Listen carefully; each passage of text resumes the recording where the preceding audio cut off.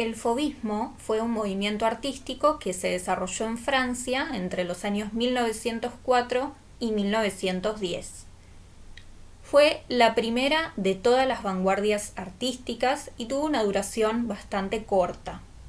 Vamos a analizar algunas cuestiones que tienen que ver con la representación plástica, cuáles eran sus propósitos, además de analizar un poco el contexto que claramente influye en su desarrollo.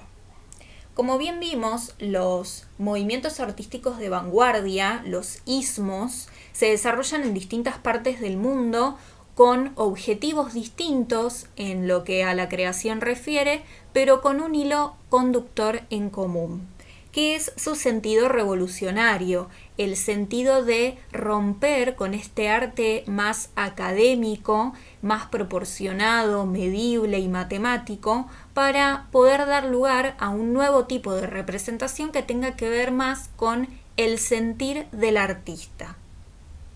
Si nosotros pensamos en el momento en el cual se desarrolla el fauvismo, es inevitable hablar de 4 aspectos que hacen al contexto. Uno va a ser la revolución industrial, que va a ayudar a moldear la mentalidad del hombre del siglo XX. Así también lo va a ser la Primera Guerra Mundial de 1914 a 1918, que trae consigo el cambio y, por supuesto, nuevas tendencias. Por su parte, las ideas filosóficas, como por ejemplo las de Nietzsche, aportan ideas con teorías reveladoras. Hay vanguardias que en muchos casos requieren de explicaciones filosóficas para poder entenderlas. Muestran un descontento por la sociedad capitalista, afirmando el derecho del artista a deformar y presentar de manera primitiva los objetos. Vamos a ver dentro de un rato que el fauvismo vuelve mucho sobre la idea de la creación desde lo primitivo, desde lo que tiene que ver con el impulso, con el dinamismo. Otro aspecto también a tener en cuenta es el desarrollo del psicoanálisis. El psicoanálisis en relación a lo que tiene que ver con el color, porque vamos a ver que el fauvismo toma como impronta, como una de sus marcas, de su sello personal, lo que tiene que ver la expresividad de las emociones, de los sentimientos a partir del uso de la paleta de color. Es decir, los colores van a poder transmitir diversas emociones.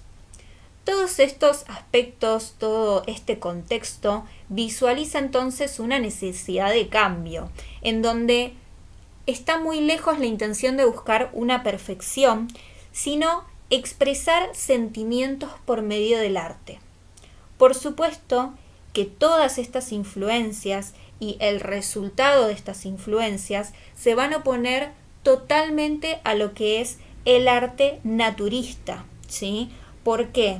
Porque es un movimiento que resulta tan dinámico, de los más dinámicos del siglo XX, que expresa sentimientos a partir del color, y al expresar sentimientos a partir del color, la obra se vuelve más expresiva y se escapa del realismo. Vamos a analizar algunas cuestiones que tienen que ver con las obras de arte fauvistas, y para eso nos vamos a centrar en un primer artista de los que vamos a ver, que es Henri Matisse, quien fue uno de los máximos representantes de este movimiento artístico. En la obra que estamos viendo en pantalla, La mujer de la raya verde o La raya verde, vemos que los colores son fuertes, que son contrastados, y se apela a un juego cromático que no corresponde con la percepción de la realidad. ¿Qué quiere decir esto? Que si yo me imagino la modelo representada, que es la esposa de Henri Matisse, claramente los colores se alejan bastante de cómo yo vería realmente a esta modelo. Los colores son muy llamativos, muy saturados, y obviamente esto es un rechazo total de esta formación que es más académica y de esta representación que resulta más naturalista. El deseo de expresión, de libertad, de rebeldía y de exponer los sentimientos del artista, por supuesto nos dan una idea de subjetividad. No todos los artistas van a expresar lo mismo de la misma manera, justamente van a indagar en sus emociones y se van a esforzar en transmitirlas a partir del color, principalmente del color. Los colores no se van a mezclar en la paleta, se van a aplicar directamente en el lienzo y van a ser aplicados puros y, como bien dijimos, saturados. Esto quiere decir que el color no va a tener un agregado en lo que es su estado, su composición, de blanco, de negro, de gris, ni de ningún pigmento que lo vuelva más opaco. Por el contrario, justamente se va a mostrar en estado puro y eso da como resultado un color que se vuelve más intenso, más brillante. En la obra que tenemos en pantalla podemos ver que el tratamiento es bastante simple. Con un par de trazos yo puedo moldear la forma de un rostro y con una selección de colores puedo trabajar el fondo, pero no se da a entender en dónde se encuentra esta modelo. No sabemos si es un exterior, no sabemos si es un interior, simplemente aparecen 3 planos de color que funcionan para contrastar. Y no solo contrastan por la diferencia de tinte, por la diferencia de color, sino también porque están trabajadas a lo largo de toda la figura las líneas de contorno. El fauvismo va a apelar a la línea de contorno, particularmente en negro, pero puede llegar a aparecer de color, para rodear la figura y separarla del fondo. Otro aspecto a analizar del fauvismo es cómo está aplicado el color. Ya hablamos de la saturación, pero si nos detenemos a observar podemos ver que no existe un tratamiento de claroscuro, como sí se daba antes en el arte más academicista. No hay un modelado del color. No existe un trabajo de iluminación que va de lo más claro a lo más oscuro con mezcla de blanco, de negro o de gris, sino que las zonas de iluminación y las zonas de sombra van a estar reflejadas por medio de cálidos y fríos. Va a ser un tratamiento muy sutil y digo sutil porque es algo a lo que tampoco se le va a dar tanta importancia. ¿Por qué? Porque justamente estamos viendo que el fauvismo se va a alejar en cuanto a la representación naturista en lo que es la paleta de color, porque va a volver el color más arbitrario. Se va a alejar en cuanto a la línea de contorno, porque las figuras reales de por sí líneas de contorno no tienen. La idea del espacio la va a perder, ya que no hay un tratamiento de perspectiva y apenas puedo entender que los planos contrastan, pero tampoco puedo hablar de una idea de superposición, no es muy claro. Y obviamente lo que estábamos mencionando hace un ratito, la idea del claroscuro. Esos componentes son los que van a decidir romper en función de un nuevo tipo de representación. Y una cosa que no es menor es que la pincelada se va a volver muchísimo más gestual. Esto en función un poco de representar un tipo de obra que sea más dinámica, más intuitiva y más primitiva. En esta obra podemos ver una representación que es figurativa. Todas las representaciones del fauvismo son figurativas, pero el tratamiento se vuelve más simple. En el cubismo, el tratamiento de la figura se simplificaba, se hacía una abstracción, pero en función de una descomposición de la imagen, de representarla de distintos puntos de vista. En el caso del fauvismo, la idea es sintetizar la figura, obtener con rasgos simples las características más importantes. Pero esta idea de sintetizar el dibujo va más de la mano de darle importancia al color. Recordemos que las vanguardias se dan simultáneamente en distintas partes del mundo y que se influencian entre sí, pero cada una tiene objetivos y propósitos distintos. Por eso a veces podemos encontrar estas relaciones, pero la realidad es que responden a intereses distintos. Es un espacio interior, ya que dentro de las temáticas que se trabajaban en el arte figurativo del fauvismo podíamos tener el retrato, la naturaleza muerta, espacios interiores, exteriores y escenas de la vida cotidiana.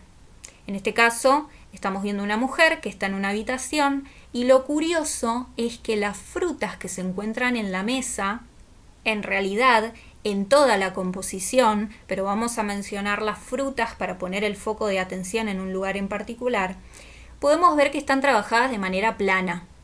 Hay una planimetría que me permite ver que no hay un tratamiento de luz y sombra, no existe un claroscuro y en consecuencia no hay una idea de volumen, que es una de las cosas que más se trabajan en el arte académico.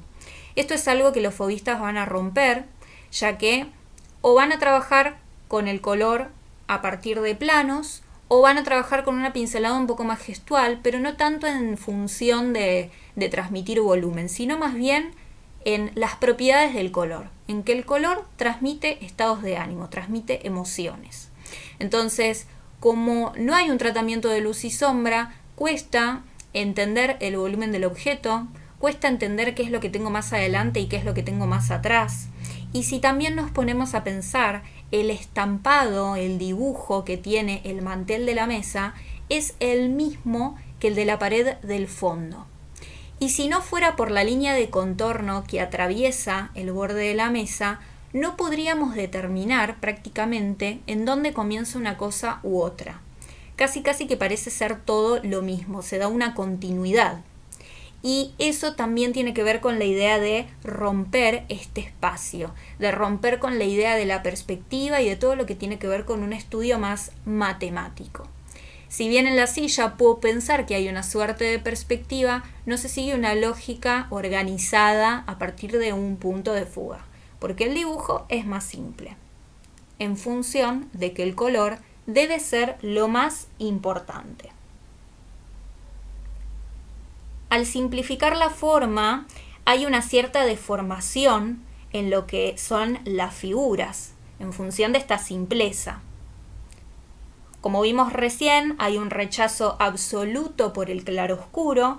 A lo sumo puede llegar a parecer que a partir del uso de cálidos y de fríos se transmite alguna zona de luz y de sombra, a partir de lo que es el modulado, pero no más que eso. Tenemos el rechazo por la perspectiva, que fue un aspecto que estuvimos mencionando recién. A veces se va a apelar un poquito al contraste de color para evocar esta sensación de profundidad y la paleta de color va a ser muy amplia. Se van a aplicar colores primarios, secundarios, complementarios. La paleta va a ser muy amplia y va a ser arbitraria, porque no se representan las cosas como en verdad se ven, sino más bien como el artista las siente. En esta obra podemos ver el uso de la línea de contorno, a veces aparece en mayor medida, a veces aparece en menor medida, pero siempre se deja un vestigio de línea de contorno que usualmente dijimos es negra. La pincelada parece rápida, discontinua, y esto es porque da espontaneidad, da expresividad. Rechazan todos los convencionalismos de la pintura académica, pero la rebeldía está fundamentada. Es para generar un concepto propio de armonía y de belleza y reflejar a partir del color un disfrute diferente por la vida. Y que esto tiene que ver también con este contexto histórico de guerra, de mostrar una realidad distinta y más positiva.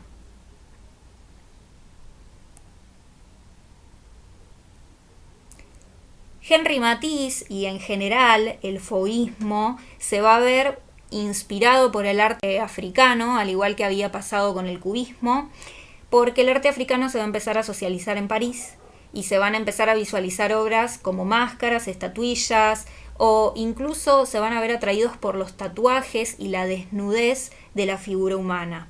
Matisse en 1906 va a viajar a África y va a traer distintas producciones, tejidos, cerámicas locales y va a empezar a transmitir un poquitito de ese arte africano en sus obras. Se ven muy fascinados por la cultura de África.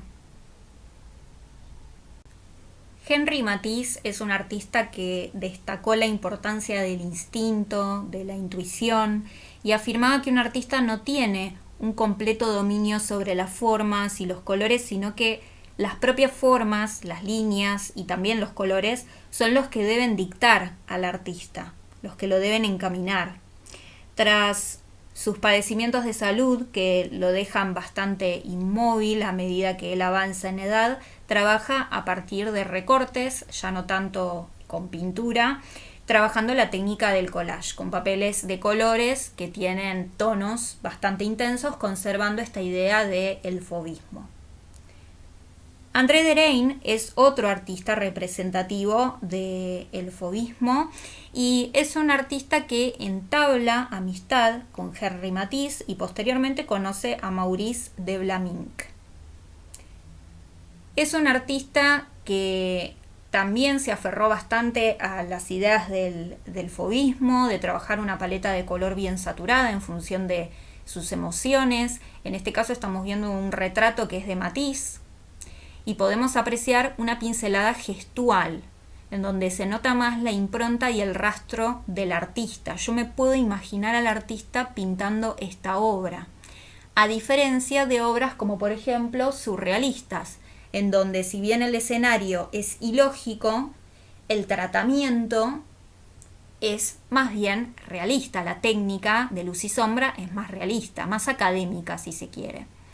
En este caso no sucede. Trabajaba retratos, trabajaba mucho el paisaje. La idea del paisaje viene un poco heredada de la corriente del impresionismo y del postimpresionismo, que en un ratito vamos a hablar de eso. En 1912 vuelve a un estilo más tradicional, André Derain, combinando la concepción volumétrica, la idea de volumen, y la restricción cromática. Esto es porque se empieza a ver un poquito más influenciado por el cubismo. A medida que el fauvismo avanza, empieza a perder un poco de auge porque se empieza a desarrollar el cubismo y empieza a tener mucho más protagonismo. Y muchos de los artistas que se ven inmersos en esta corriente fauvista empiezan a experimentar otras variantes. Durante la ocupación alemana de Francia en el curso de la Segunda Guerra Mundial, André Derain fue tratado muy bien por los alemanes y aceptó una invitación para visitar Alemania en 1941. Este viaje y la posterior utilización como propaganda hecha por los nazis le valió muchos años de exclusión luego de la caída del régimen. Y tal es así que se vio inmerso en un mundo de soledad y dejó de presentar su obra en público.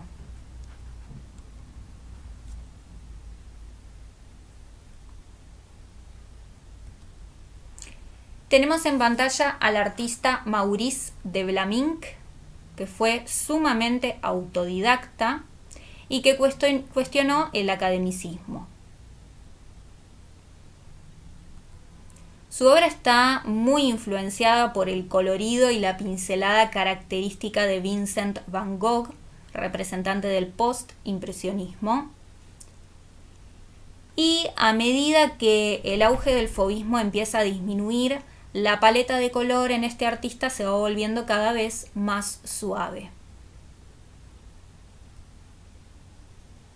Fíjense el uso de la línea de contorno que es tan característica y que le da tanto dinamismo. Fíjense cómo una obra se vuelve dinámica a partir del uso de la paleta de color, así también por el uso de la línea. La línea tiende a ser más orgánica porque también va con esta idea de fluidez y de este arte primitivo y de dejar ser al artista.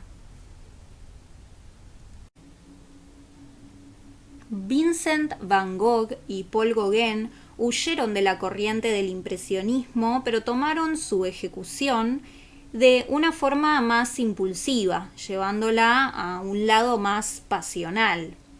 El impresionismo y el postimpresionismo son los primeros en reaccionar en contra de lo que es el arte académico, abriendo la puerta a lo que van a ser las vanguardias del siglo XX. Sin embargo, no podemos dejar de mencionar a estos dos artistas, ya que fueron precursores en cierto punto o fuentes de inspiración para lo que fue el movimiento fauvista, ya que le daban una mayor importancia al tratamiento del color y a la gestualidad de la obra. El fauvismo lo que hizo fue tomar esta idea, pero rechazó al 100% la paleta naturista y la importancia que le daba el impresionismo a lo que era el tratamiento de la luz. Tenemos otro artista representativo que es Paul Gauguin, con un tratamiento o un dibujo que parte del realismo, pero que claramente tiende a ser más simple, más sintético. Combina, al igual que otros artistas, esta idea de la pincelada gestual con la pincelada más plana, más uniforme, y presenta muchos trabajos en donde se ven exteriores, siempre o casi siempre con modelos femeninas. Podemos hablar de cierta influencia del arte africano, esta idea de la desnudez, de lo primitivo, que era uno de los aspectos que les había interesado al fauvismo. Y fíjense en esta obra, por ejemplo, cómo yo puedo interpretar que la modelo está sentada, pero en ningún momento veo la silla ni veo un dibujo en donde se represente a tal figura, sino que más bien hay una división de planos por medio de una línea muy delgadita y por dos planos de color que son bien contrastantes. Así todo, no puedo entender en dónde se encuentra esta modelo. Marguerite Sorach también es otra artista representativa del fauvismo. Va a trabajar una pincelada más gestual. Fíjense que los colores son bastante saturados. Parte de la figuración, al igual que todos los artistas, porque este es un tipo de arte que es bien figurativo, pero con ciertas licencias a la hora de representar en lo que es el espacio, en lo que es la luz y la sombra, en lo que es el tratamiento del color, los trazos, las pinceladas. Louis Bussell, un crítico de arte que fue quien le dio nombre al movimiento cubista, luego de referirse despectivamente a una obra de Paul Cézanne, apelando que el tratamiento del paisaje, que tenía casas, estaba trabajado de una manera burda porque las casas tenían forma de cubos y de ahí surgió el nombre cubismo. Fue también quien, sin saberlo, le dio nombre al movimiento fauvista. Esta situación se da porque Louis Bussell visita el Salón de Otoño en 1905 y se refiere a las obras de los artistas como fauves. Esto quiere decir fieras. Y se refiere a esta palabra por la agresividad y la fuerza que tenían estas obras de arte. Tenían unos contrastes muy violentos y muy estridentes a su parecer. Y posteriormente el término fue asumido por el público, pero sin connotación negativa. De hecho, el Salón de los Rechazados va a ser más famoso que los salones convencionales. El público va a ir a visitar más este tipo de obra novedosa que la que se venía dando de manera más académica. Y Louis Bussell mencionaba que además se encontraba disgustado por esta simpleza del dibujo y por las gamas cromáticas que hacían que ganara su desprecio, que lo alejaban de la representación justamente naturista académica de años anteriores. A continuación vamos a ver algunas producciones de características fauvistas que fueron desarrolladas por alumnos de secundaria, de quinto y de sexto año, en donde se ve esta idea figurativa, pero en función de todas las características que hacen tan particular a este movimiento artístico. Una de ellas es que en primer lugar parten de la figuración, pero al hacerlo el tratamiento se vuelve muchísimo más simple. Con algunos trazos yo puedo dar a entender la figura y con eso alcanza, ya que el dibujo va a pasar a un segundo plano, la importancia real va a estar en el color. Todos los trabajos fueron hechos con una paleta de color bien saturada por medio de la pintura acrílica, y al ser saturada se habla entonces de que el color está aplicado en estado puro, brillante, intenso. Se apeló también a la línea de contorno, usualmente negra, pero puede llegar a aparecer algún trabajo con una línea de contorno que sea de color, y se eliminó la idea del espacio representado de una manera convencional, más realista, más naturista, en función de esta simpleza. Eso no quita que se haya trabajado la figura y el fondo. Solo que a veces cuesta determinar qué es ese fondo o en dónde comienza una cosa u otra, ya que se escapan en el tratamiento a lo que tiene que ver justamente con esta idea de profundidad. A lo sumo, si aparece una idea de profundidad, está más bien dada no por el dibujo, sino más bien por el contraste de color y por el uso de la línea de contorno. Las temáticas de las cuales partieron fue desde el paisaje hasta el retrato, espacios interiores, espacios exteriores, así como también escenas de la vida cotidiana.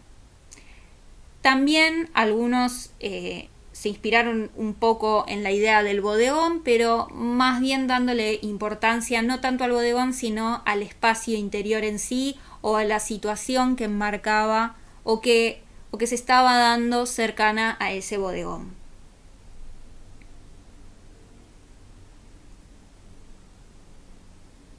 Se jugó también con esta idea de la pincelada, de aplicar los colores en algunas partes más plano y en otras partes aplicarlo de una manera más gestual, para no perder esta idea primitiva e intuitiva en el hacer del artista. Y por supuesto que la idea del color viene de la mano de transmitir emociones. En algunos casos se tomaron escenarios característicos o icónicos del mundo, sin descuidar ninguno de los contenidos.